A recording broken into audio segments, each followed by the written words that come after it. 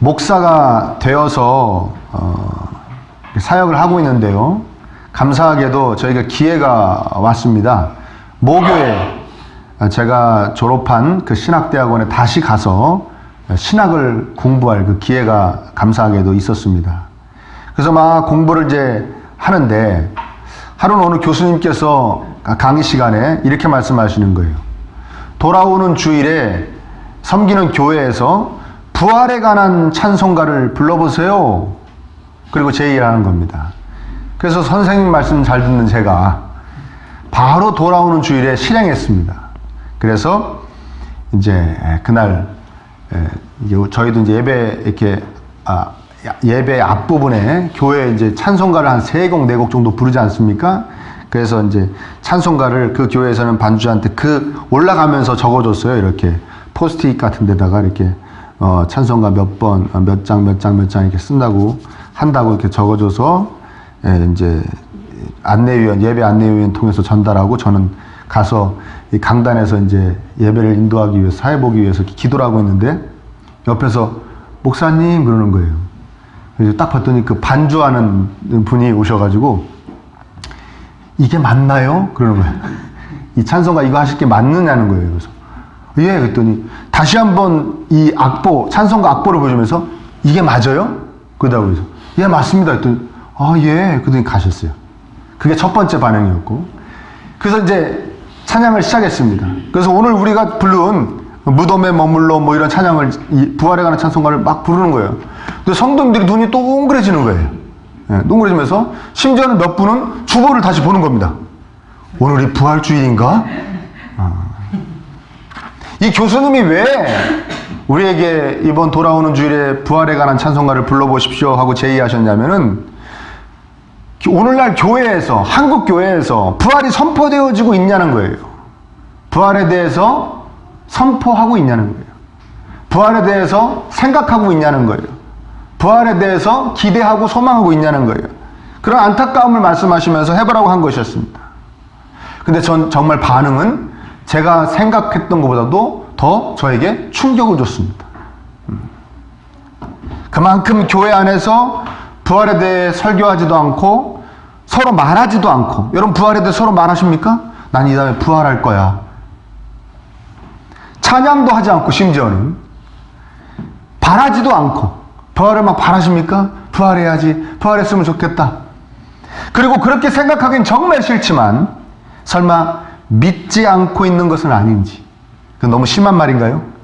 부활이 와닿고 있지는 않는지 뭐 이렇게 좀 고쳤으면 좋겠습니다.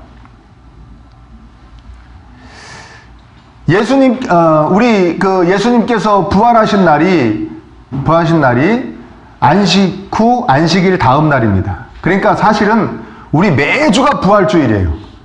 그러니까 그 전에는 한 주일의 끝날을 하나님이 안식일로 정하셨는데, 예수님이 부활하시고 난 다음부터는 하나님께서 또 우리 믿음의 선배들이 안식일을 바꿔버렸어요.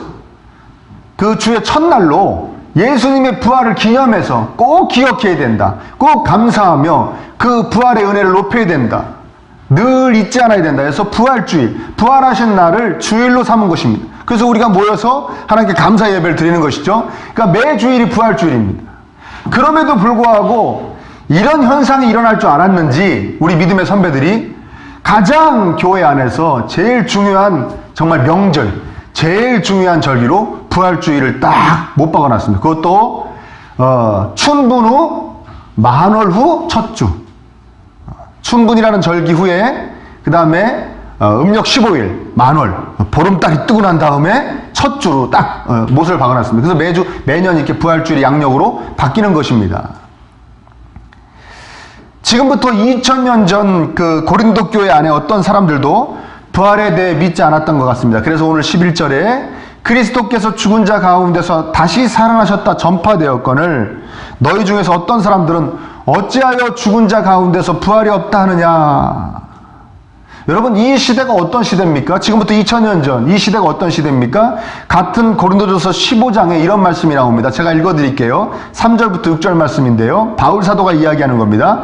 내가 받은 것을 먼저 너희에게 전하였노니 이는 성경대로 그리스도께서 우리 죄를 위하여 죽으시고 장사 지낸 바 되었다가 성경대로 사흘 만에 다시 살아나사 게바에게 보이시고, 베드로에게 보이셨다는 거예요. 당신이 부활하신 몸을 게바, 베드로에게 보이시고, 후에 12제자에게 와, 12제자도 봤다는 거예요. 6절에 그 후에 500여 형제에게 일시에 보이셨나니, 500명한테는 일시에 보이셨다는 거예요. 부활하신 예수님을, 당신을 나타나셨다는 거예요. 그래서 500명이 예수님의 제자들과 사도들 빼고도 500명이 봤다는 거예요. 예수님 부활하신 것을. 그 중에 지금까지 대다수는 살아있고, 덜어는 어떤 사람들은 잠들었다, 죽었다 하는 거예요. 몇 명 죽었지만 대다수는 그 500명 중에 대다수가 살아있다. 그리고 12제자 중에 상당수는 살아있었지 않습니까? 이때만 해도. 그런 거죠.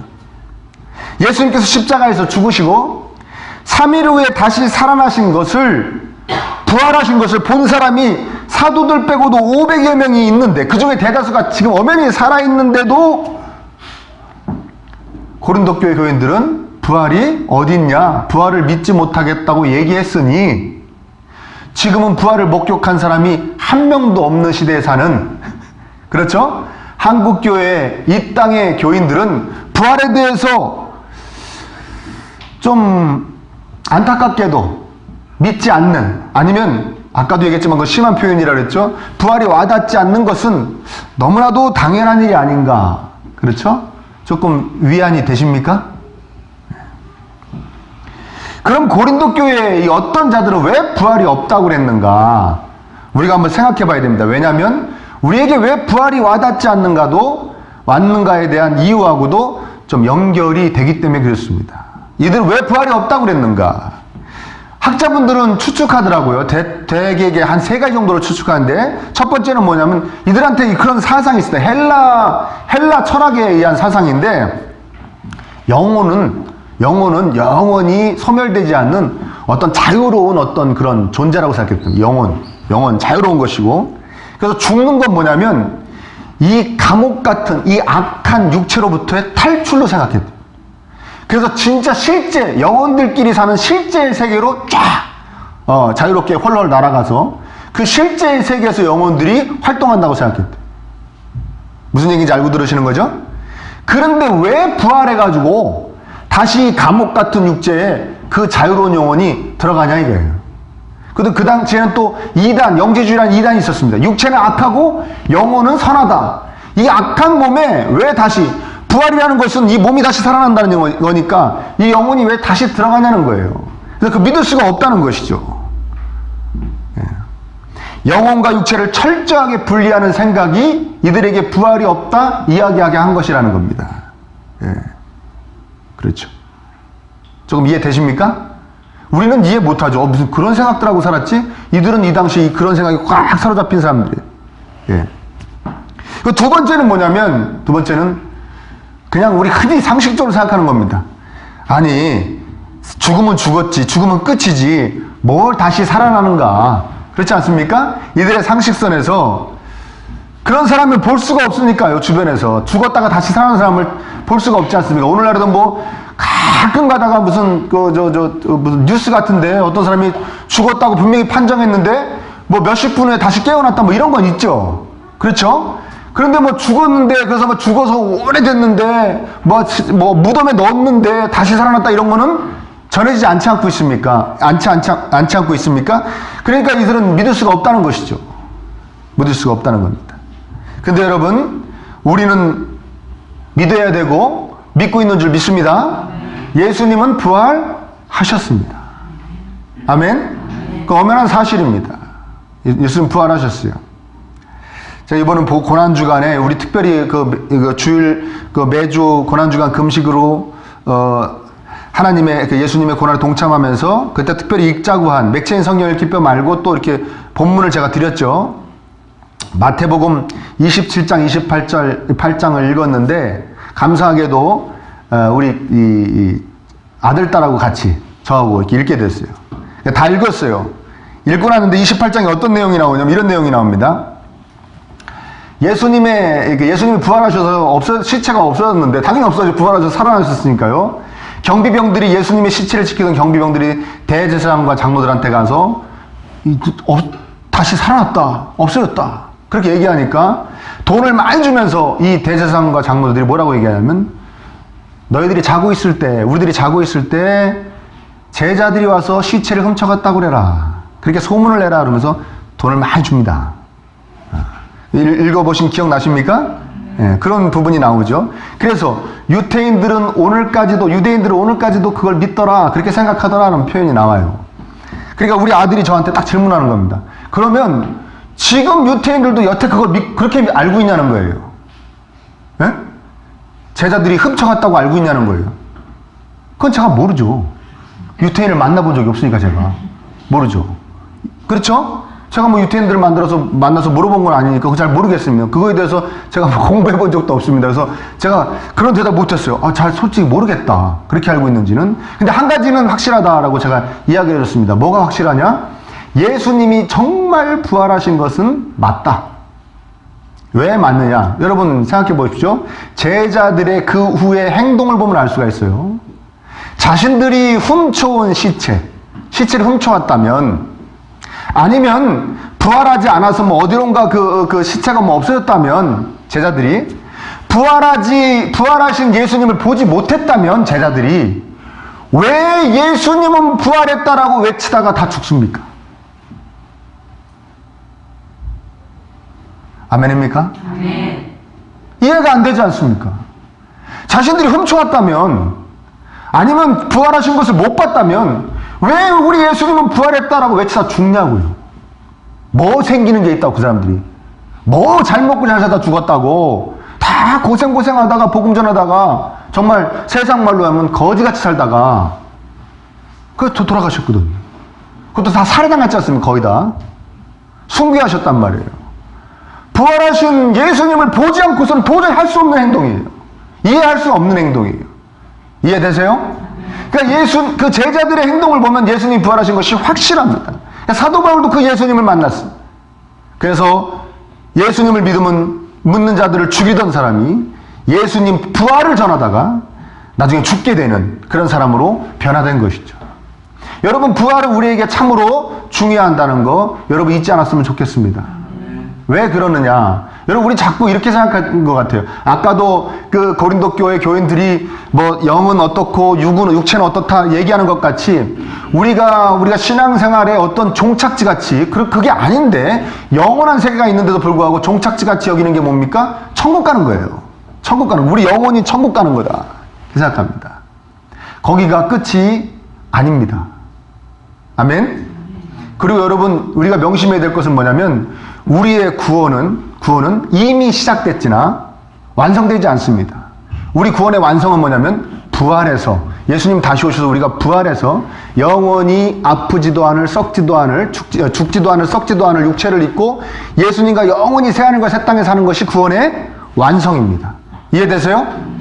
그러니까 하나님께서는 우리 영혼만을 사랑하시는 것이 아니에요. 우리 영혼만을 구원하신 것이 아니에요. 하나님은 사람을 사랑하시는 것이고, 하나님은 사람을 구원하신 거예요. 사람을 사람으로 구원하신 거예요. 근데 사람은 영혼만 있는 것이 아닙니다. 사람은 반드시 뭐가 있어야 됩니까? 육체도 있어야 됩니다. 아멘? 그래서 구원의 완성이 부활인 것입니다. 부활의 완성. 그래서 여러분들 혹시 부활이 믿어지지 않는 분이 계시다면 간절히 기도하시기를 축원합니다. 아멘? 왜? 우리가 믿어 구원받는 그 복음에는 부활이 아주 중요한 역할로 딱 자리 잡고 있기 때문에 그렇습니다. 우리 구원의 완성. 이해되세요? 네. 그래서 예수님께서 우리 뭐라고 그러십니까? 이렇게 말씀하십니다. 우리 16절과 17절 한번 볼까요? 하나님께서 바울 사도를 통해 이렇게 말씀하십니다. 16절, 17절, 만일 죽은 자가 다시 살아난 일이 없으면 그리스도도 다시 살아나신 일이 없었을 터이요. 그리스도께서 다시 살아나신 일이 없으면 너희의 믿음도 헛되고 너희가 여전히 죄 가운데 있을 것이요. 구원받지 못하게 된다는 것입니다. 예수님이 부활하신 것이 아니면 너희도 부활을 못하고, 그러면 구원받지 못했다는 것이에요. 예수님의 부활까지, 우리의 부활까지 복음 안에 포함되어 있기 때문에 그렇습니다. 그것이 믿어져야 되는 것입니다.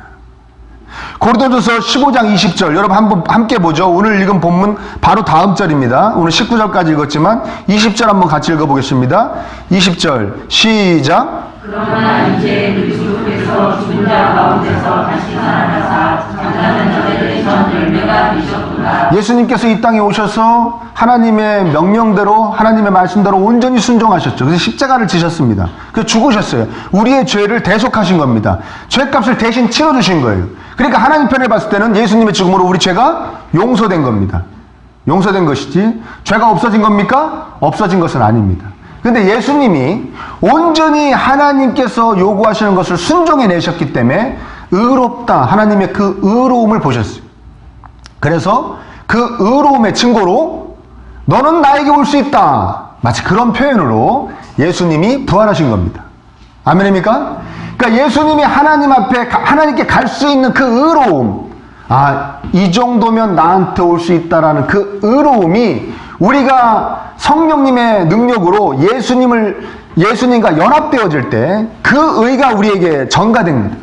전가돼서 그 의로움을 보고, 예수님이 이루신 의로움을 보고, 예수님의 의를 갖고 있는 우리를 보고 하나님이 그래 너도 옳다, 나하고 함께 있을 만하다 하고 우리를 받아주시는 거예요. 이해되십니까? 그렇죠. 그렇게 받아주시는 증거가 예수님이 부활의 첫 열매 되셔서 우리에게 증거가 되셨다는 거예요. 그래서 만약에 예수님의 부활이 없다면 너희도 부활이 없고 너희는 구원받지 못한다는 뜻입니다. 그래서 믿음이 헛것이 된다. 아멘입니까? 그러니까 부활이 얼마나 중요합니까? 그래서 부활을 기념하는 날이 주일이 된 것이고 우리에게 부활주의를 이렇게 전해서 내려주시고 계시는 거예요.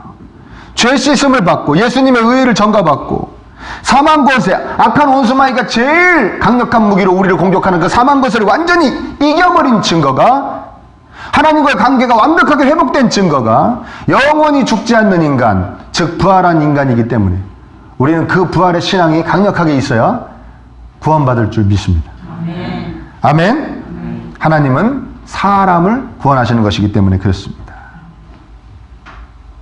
이해되시죠? 또 한 가지 살펴볼 건 뭐냐?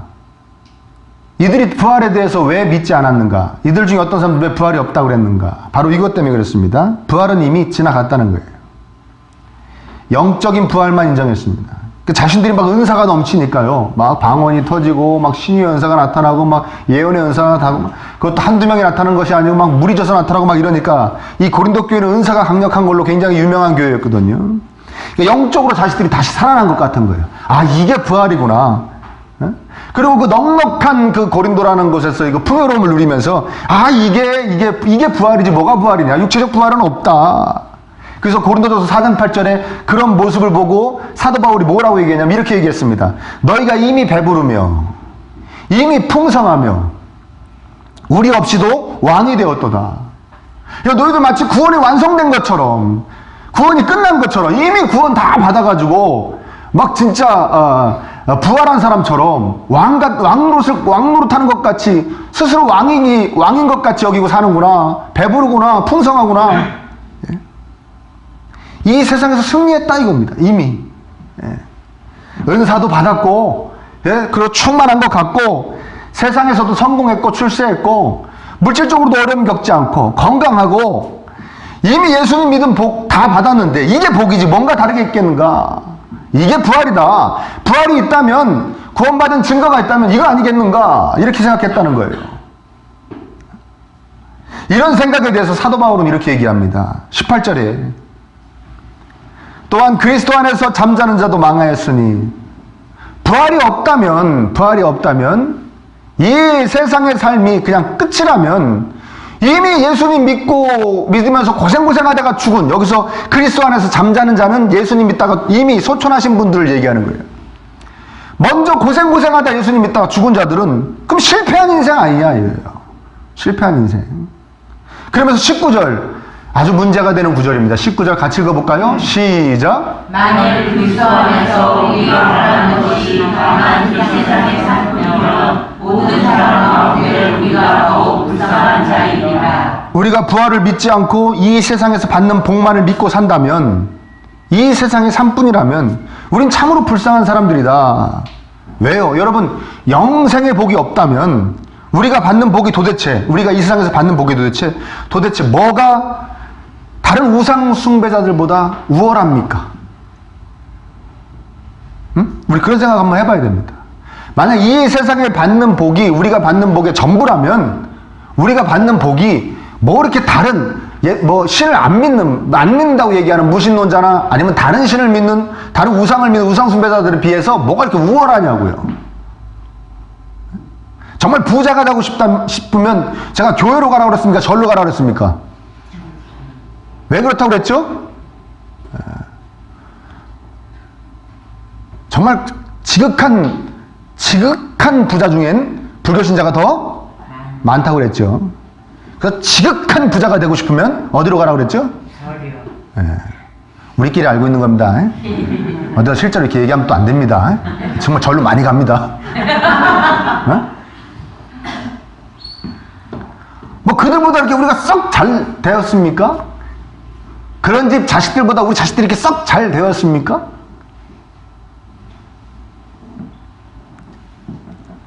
그런데 저는 이 구절이 너무 마음에 와닿는 거예요. 모든 사람 가운데 우리가 더욱 불쌍한 자다.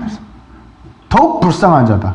불쌍할 것까지는 없지 않습니까? 아까 좀 전에 얘기했지만 우리가 이 세상에서 받는 복이 다른 안 믿는 사람들보다 뭐 이렇게 우월합니까 정도 생각할 수 있지만 그렇다고 무슨 더욱 불쌍합니까? 우리가 더욱 불쌍하지 않잖아요.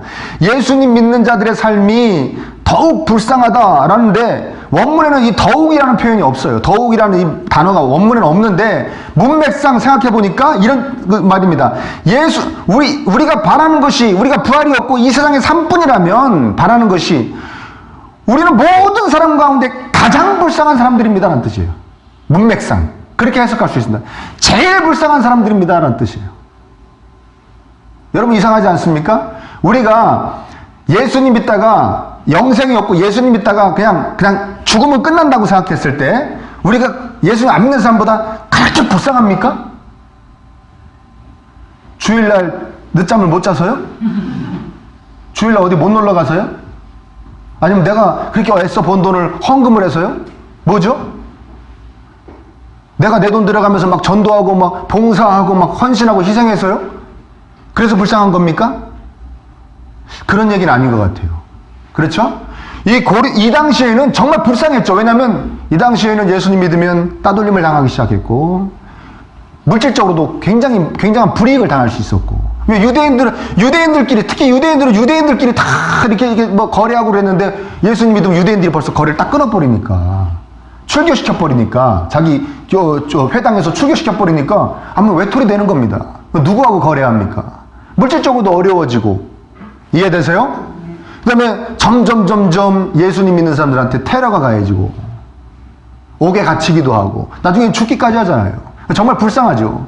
그렇게 살았는데 부활이 없다? 이거 정말 불쌍한 것이죠. 근데 오늘날에는 그거 안 통하죠. 우리 안 통하죠. 예수님 믿다 박해받으십니까? 아니죠.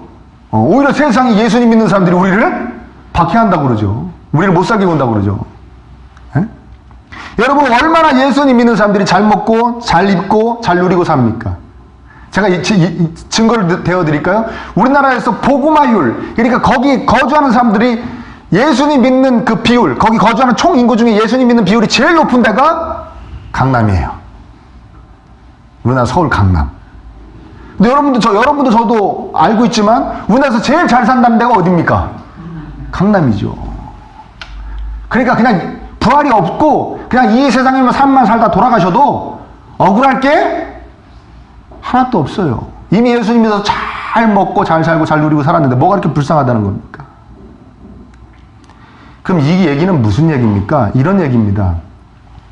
부활이 너희 안에, 그 부활에 대한 믿음이 너희 안에 다 심어져 있어서 그 부활에 대한 믿음으로 너희들이 살아가면은 너희들이 그 은혜로 누릴 것이 많이 있는데 그걸 너희 신앙에서 쏙 빼버려가지고 그걸 못 누리고 사니 안 믿는 사람들이 어차피 그게 없으니까 그렇게 산다고 하지만 너희들은 그걸 누릴 수 있는데도 못 누리고 사니 너희들이 정말 불쌍하다는 거예요.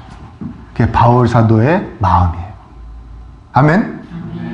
우리 이런 거예요. 뭐냐면 너무 이 세상에서 다 해내려고 그러는 거예요. 이 세상에서 다 뭔가를 보기를 원해요.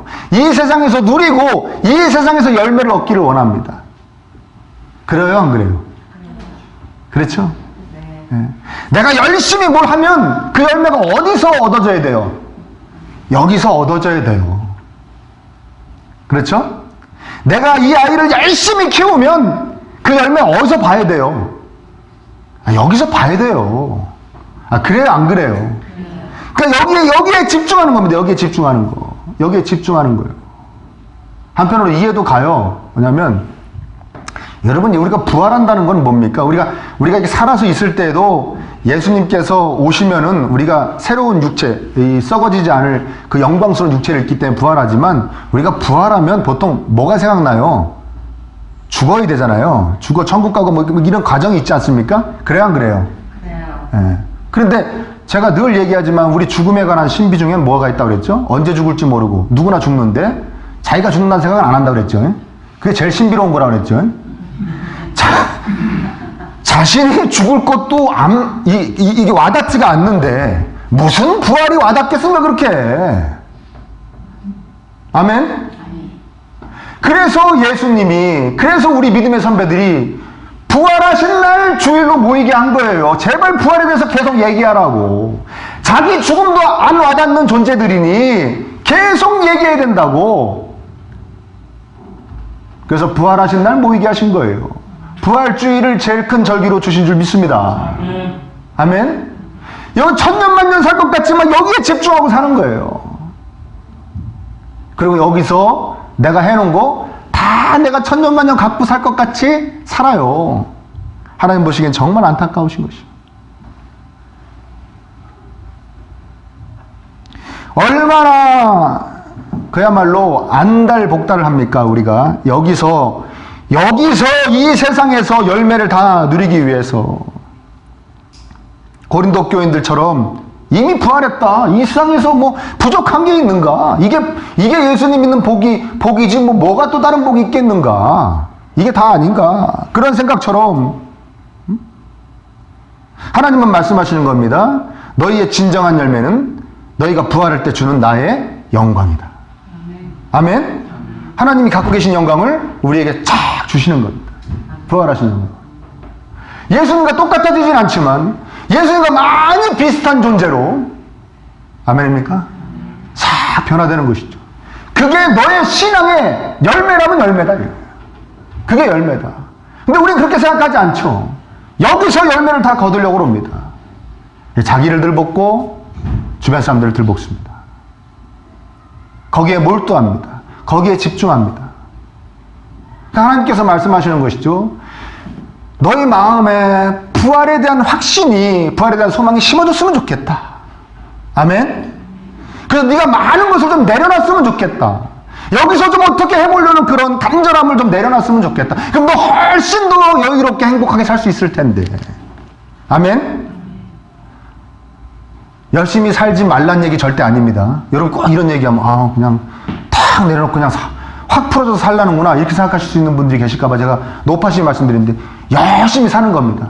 열심히 하나님 섬기고 하나님 사랑하고 충성하고 봉사하고 전도하고 열심히 사는 겁니다. 그러나 진정한 열매는, 그거에 대한 진정한 열매는 언제 거두게 된다고요? 부활할 때 거두게 된다. 잊지 마시기를 축원합니다. 아멘. 아멘입니까? 그 부활을 계속 강조하시는 거예요.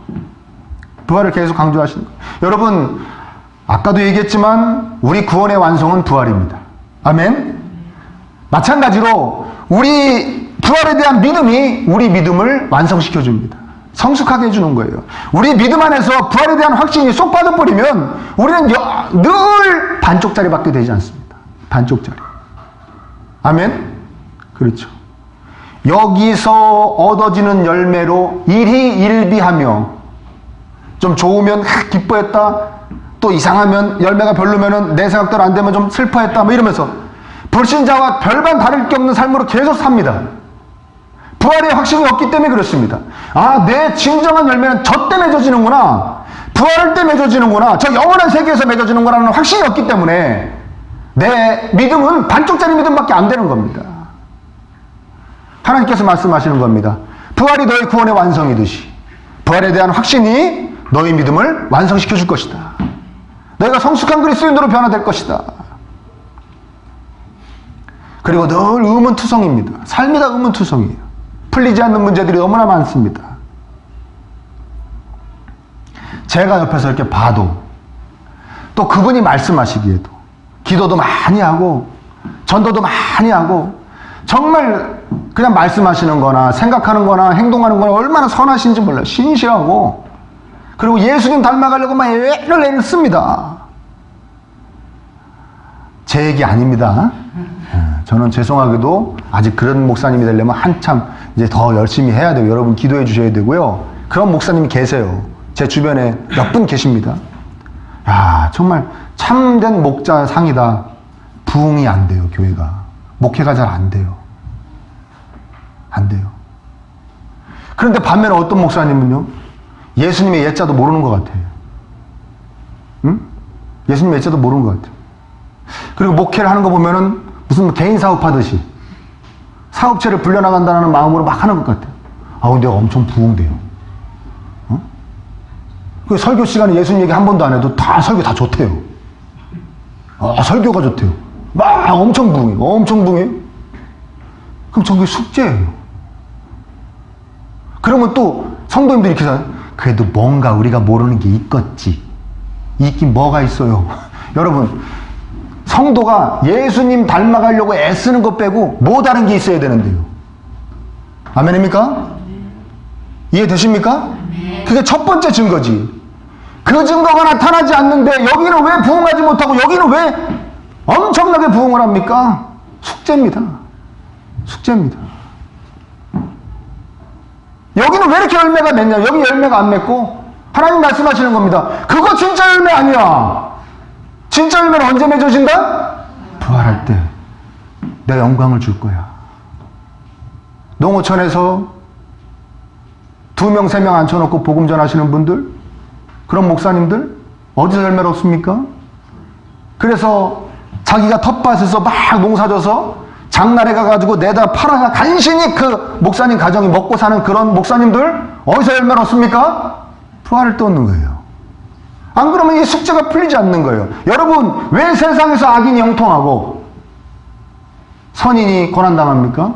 그런 거 보신 적 있습니까? 응? 내가 고난당하는 거 보니 맞네요. 그겁니까? 그런 교만함이 있습니까? 그 숙제 어떻게 풉니까, 우리? 왜 그러지? 하나님이 공의 하나님이신데 왜 저렇게 못된 사람들은 더 잘 살고 왜 이렇게 정직하게 사는 사람들은 저렇게 삶이 찌글찌글해질까? 왜 그 숙제는 어떻게 풉니까, 우리? 난제 아닙니까? 부활의 확신이 있으면 풀립니다. 그 잘 살고 형통함이 열매가 아니라는 거예요. 진짜 열매가 아니라는 거예요. 언제 열매가 주어진다고요? 부활할 때. 이해되십니까? 아멘입니까? 여러분, 얼마 전에 어느 지역에 주택을 막 분양한다고 그러니까 사람들이 막 벌떼같이 몰려들었어요. 저 뉴스를 통해 봤는데. 거기 패널들이 나오는데, 왜 패널, 변호사님도 나오고 뭐 막 나오지 않습니까? 그런 분들이 막 설명하는 거예요. 벌떼같이 몰려. 그러더니 한 패널인 거예요. 야, 정말 사람들이 현찰을 많이 갖고 있다는 게 맞대. 왜? 저기는 가서, 저기를 가려고 저 아파트에 살려면은 최소한 본인이 수중에 현찰 10억을 갖고 있어야 돼요. 현찰 10억. 왜냐면 대출이 안 된대요. 현찰 10억. 현찰 10억을 가진 사람들이 벌떼같이 몰려드는 거예요. 물론 다는 아니겠지만, 그래도 상당수가 아니겠지만, 벌떼같이. 예? 원래 이제 구름대였는데, 그 중에 이제 딴 쪽에서 돈을 갖고 오려는 사람도 있었을 테니까, 벌떼로 줄이자고요. 예? 벌떼같이 몰려들었는데, 저는 그걸 보고 그런 생각이 드는 거예요. 나는 얼마나 신앙생활을 현찮게 해서, 나는 얼마나 하나님 모시기에 신앙생활을 못되게 해먹어서 이 시원찮게 해서 나는 현찰 10억이 없나. 저렇게 많은데 10억 가진 사람이 저렇게 벌떼같이 몰려드는데 여러분 현찰 10억 있습니까? 우리가 얼마나 시원찮게 신앙생활 했으면 열매가 맺지 않아서 현찰, 그 많은 사람도 갖고 있는 그 흔한 현찰 10억 우리는 없습니까? 맞대잖아요. 떠덩똥똥 맞대잖아요. 풀리지 않습니다. 숙제가 풀리지 않습니다. 내가 더 열심히 하고 내가 더 충성했는데 왜 사람들은 저 사람만 인정하고 알아주고 저 사람만 좋아합니까? 교회에서도 막 앞에서 나서가지고 막 신앙도 별로 없는 것 같은데 진실함도 없는 것 같은데 앞에서 막 나서는 사람들이 막 직분도 쭉쭉쭉쭉 올라가고 자기는 왜 누락됩니까? 난 정말 안 보이는 곳에서 열심을 다했는데 왜 나는 누락됩니까? 그 숙제 어떻게 풉니까? 하나님 말씀하시는 거예요. 그거 진짜 열매 아니다. 언제 열매 맺혀진다? 부활 때 맺혀진다. 그래서 사도 바울이 얘기하는 겁니다. 만약 우리가 바라보는 게 이 세상의 삶뿐이라면 너는 정말 불쌍하게 사는 거다. 영원히 풀리지 않는 숙제를 안고 부활의 확신이 네 안에 있으면 정말 여유롭게 풍요롭게 행복하게 살아갈 수 있는데 그것도 다 거기다 내던지고 안 믿는 사람하고 비슷하게 살아가니 그들은 그게 없어서나 그렇게 산다고 하지만 너는 내가 줬는데도 그거 버리고 그렇게 살아가니 네가 제일 불쌍하지 않냐. 부활의 확신이 있어야 될 줄 믿습니다. 아멘. 아멘. 부활의 확신이 우리를 복되게 하는 것입니다. 아멘. 그래서 부활 우리 계속 생각해야 됩니다. 오늘부터 계속 생각하시기를 축원합니다. 나는 부활하고 내 진짜 열매는 언제 맺혀진다? 부활에 맺혀진다. 그때 하나님이 인정해 주실 것이고 그때 정말 하나님이 진짜 복이 뭔지 맛보게 하실 것이다. 그 전까지는 다 가짜다. 다 그림자일 뿐이다. 여기에 푹 빠져서 여기서 좋아했다 싫어했다 여기서 웃었다 울었다 하지 말자. 응? 내 진정한 열매를 바라보자. 그때 예수님 다시 만나 정말 예수님과 같은 그 영광스러운 육체를 입을 날을 바라보자. 그리고 영원히 우리 좋으신 하나님과 영원히 살 세계를 바라보자. 그때 내 진정한 열매가 맺힐 것이다. 늘 잊지 않는 여러분 되시기를 축원합니다. 악한 사탄은 늘 여러분들을 유혹합니다. 여기서 결판나는 거야. 여기서 받는 거야 복은. 여기서 열매 맺는 것이고 여기서 영광 받아야 그게 영광이야. 아닙니다. 하나님 분명히 말씀하십니다. 그거 아니라고 하십니다. 부활할 때야. 거기서 결판 나는 것이고 거기서 상 받는 것이고 거기서 영광 받는 것이야. 너의 열매는 부활이다. 너의 영광은 부활의 영광이다. 늘 외치시는 그 하나님 그 은혜 앞에 우리 간절히 무릎을 꿇고 우리 기도해야 될 줄 믿습니다. 하나님 이 부활의 확신으로 가득 찬 심령이 되게 해주세요. 그 부활의 확신이 없는 사람처럼 이 세상의 산불을 바라며 불쌍하게 살지 않도록 정말 성도답게 복되게 살 수 있도록 하나님 은혜를 주옵소서. 부활의 확신을 주옵소서. 기도하며 나가시는 저와 여러분 되시기를 축복합니다.